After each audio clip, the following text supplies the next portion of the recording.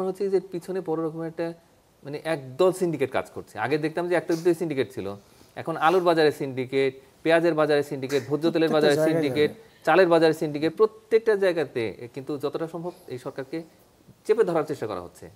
এখন এইভাবে করলে তো আসলে হয় না। একদিকে সরকারের একটা সদিচ্ছা রয়েছে যে সেখানে বল প্রয়োগ করবেন না, অন্যদিকে সরকারের উপরে বল প্রয়োগ করা হবে।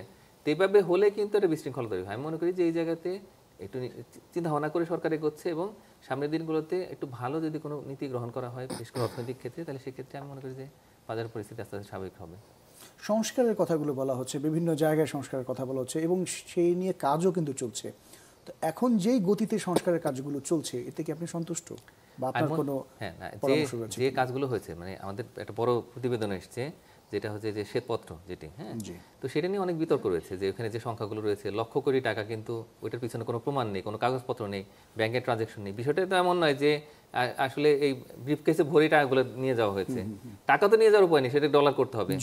তো এখন এটা না কোনো প্রমাণ থাকা দরকার ছিল, বললে এই প্রমাণগুলো যদি সঙ্গে দেওয়া হতো তাহলে মানুষ হয়তো বিশ্বাস করতেন যে না ঠিক আছে, যে টাকার অঙ্কগুলো বলা হচ্ছে সেগুলো সত্যি সত্যি হয়তো এখানে দুর্নীতি হয়েছে, লুটপাট হয়েছে।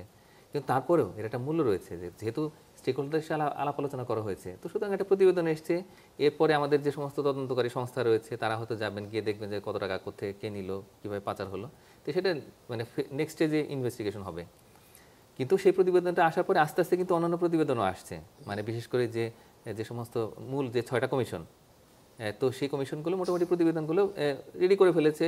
সংবিধান সংস্কার কমিশনেরও কিন্তু প্রায় কাজ শেষ, তো তারা যে কোনো সময় হয়তো এটা উপস্থাপন করবেন জাতির সামনে।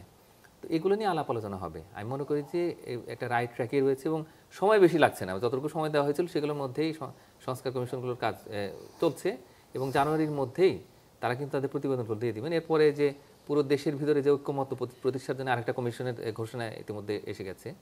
তো এটা আসলে অল্প সময়ের মধ্যেও কিন্তু বড় রকমের কাজ ইতিমধ্যে হয়ে গেছে। আর বাকি যে কমিশনগুলো রয়েছে সেগুলো আস্তে আস্তে ফেব্রুয়ারির মধ্যে তাদের প্রতিবেদনগুলো দিয়ে দেবে।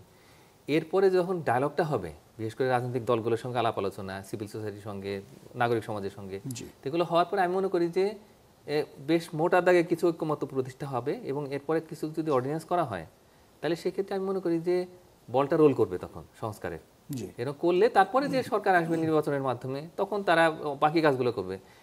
বিষয়টা তো এমন নয় যে এক অন্তর্বর্তী সরকার সব কাজ করে দেবে, নিশ্চয়ই না। তারা সংস্কারের উদ্যোগটা গ্রহণ করেছে এবং তারা সবাইকে নিয়ে চলমান প্রক্রিয়া এটা হবে। এবং আমি মনে করি যে সময়টা দেওয়া হয়েছে সেই সময়ের ভিতরেই আশা করি যে সংস্কারগুলো হবে এবং একটা ভালো নির্বাচন আমরা হয়তো দেখবো।